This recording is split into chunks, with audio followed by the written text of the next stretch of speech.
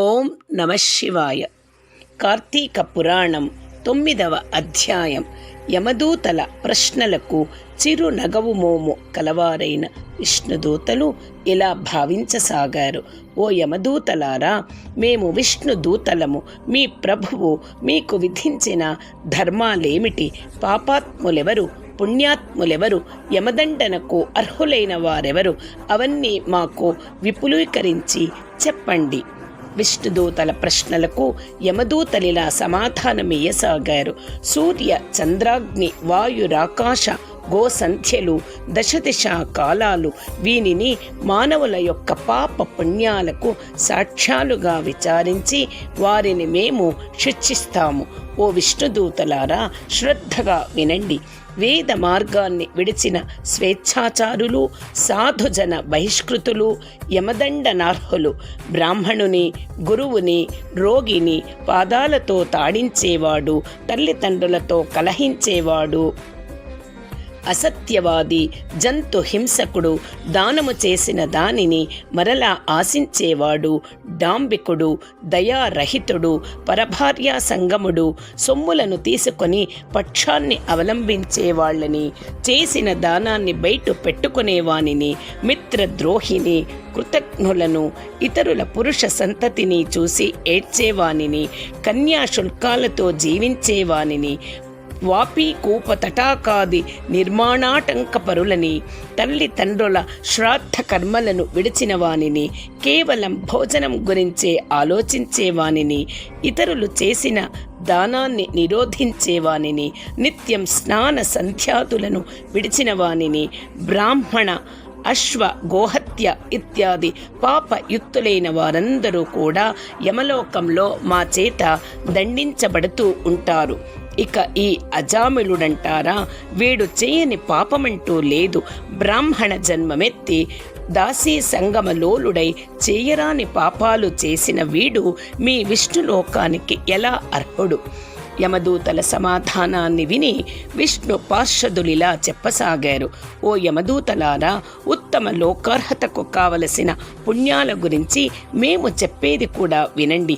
ఏ కారణము వలన కాని దుస్సంగమాన్ని వదిలి సత్సంగములో కలిసేవాడు, నిత్యము దైవ చింతనాపరుడు, స్నాన సంధ్య జపహోమ తత్పరుడు మీ యమలోక గమనానికి అర్హులు కారు. ఓ యమదూతలారా, అసూయారహితులై జపాగ్నిహోత్ర నిర్వాహకులై సర్వకర్మలను సగుణ బ్రహ్మార్పణము చేసేవారు, జలాన్న గోదాతలు, వృషోత్సర్జనాకర్తలు యమలోకాన్ని పొందేందుకు అనర్హులు.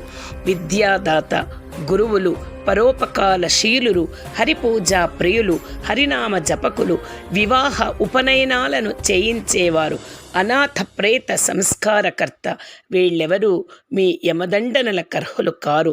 నిత్యము సాలగ్రామాన్ని అర్చించి తత్తీర్థాన్ని పానము చేసేవాడు, తులసీ కాష్ఠమాలికలను ధరించేవాడు, గృహాంగణాలలో తులసిని పెంచేవాడు, భాగవతాన్ని పఠించేవాడు, పూజించేవాడు, వినేవాడు, సూర్యుడు మేష తుల మకర సంక్రాంతులందుండగా ప్రాతస్నానమును ఆచరించేవాళ్ళు వీళ్ళెవరూ కూడా మీ యమలోకానికి అనర్హులు. తెలిసి గాని తెలియక గాని హరినామ సంకీర్తనను చేసేవాళ్ళు పాప విముక్తులు అవుతారు. ఓ యమదూతలారా, ఇన్ని మాటలెందుకు? ఎవడైతే అవసాన కాలములో ఒక్కసారైనా హరినామస్మరణ చేస్తున్నాడో వాడు విష్ణులోకానికే వస్తాడు. ఈ విధముగా సాగుతున్న యమ విష్ణు దూతల సంవాదాన్ని అంతటినీ వినిన అజామిళుడిలోని జీవుడు తన శారీరక కృత దాసీ సాంగత్యాది పాపాలను తలంచుకొని దుఃఖిస్తున్న జీవుడు స్పృహమయుడై అచ్చెరువు అందాడు. ఇదేమి ఆశ్చర్యం! ఆ నల్లని కత్తులను ధరించిన యమదూతలేమైపోయారు? నేనీ వైకుంఠములో ఎలా ఉండగలిగాను? పూర్వజన్మ పుణ్యము కాకపోతే నా జిహ్వపై హరినామం ఎలా వచ్చింది? నాకీ వైకుంఠము ఎలా ప్రాప్తించింది అని తనలో తనే అనుకుంటూ హరినామ స్మరణమును చేయసాగాడు.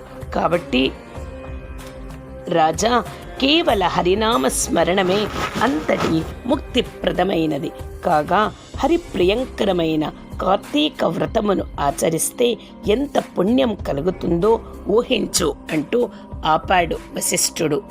జనకుడు, వశిష్ఠ, ఈ అజామిళుడు పూర్వజన్మలో ఎవరు ఏ పాపం వలన ఇలా పుట్టాడు? విష్ణుదూతల మాటలకు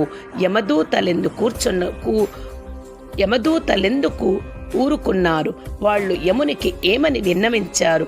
అన్నీ సవిస్తరంగా చెప్పు. వశిష్ఠ ఉవాచ, నీవడిగిన ప్రశ్నలన్నిటికీ ఒక క్రమములో సమాధానాలు చెబుతాను విను. విష్ణు పారిషదుల చేత తిరస్కృతులైన యమదూతలు తమ ప్రభువైన యముని చేరి ఇలా చెప్పసాగారు. యమదూతల ఆరోపణం, యముని ఉపదేశం.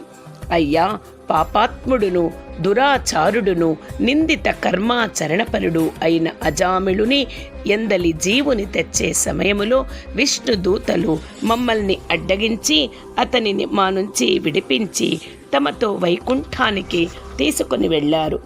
వాళ్లను ఎదిరించలేక మేమిలా రిక్త హస్తులమై వచ్చాము అని కింకరులు చెప్పినది విని రవ్వంత క్రోధోద్రిక్తుడైన సమవర్తి జ్ఞాన దృష్టితో సమస్తాన్ని అవలోకించిన వాడై, కింకరులారా, కించిదపి పుణ్య విహీనోపి ఆ అజామిళుడనే పాపి అంత్యకాలాన హరినామస్మరణమును చేయుడము వలన సమస్త పాపాలను నశింపచేసుకొని విష్ణు ప్రియుడై విష్ణు దూతల చేత తీసుకొని పోబడ్డాడు.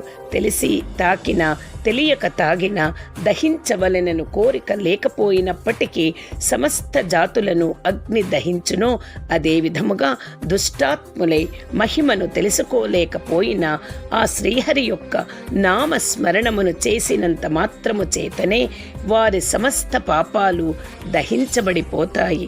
ఇక భక్తి భావముతో స్మరించిన వారు కేవలము కైవల్య పథగాములే అవుతారు అంటూ సేవకులకు ఎంతవరకు చెప్పాలో అంతవరకు మాత్రమే చెప్పి యముడు మరింత పూర్వాలోచన పరుడయ్యాడు. ఓం నమః శివాయ, ఓం నమః శివాయ, ఓం నమః శివాయ.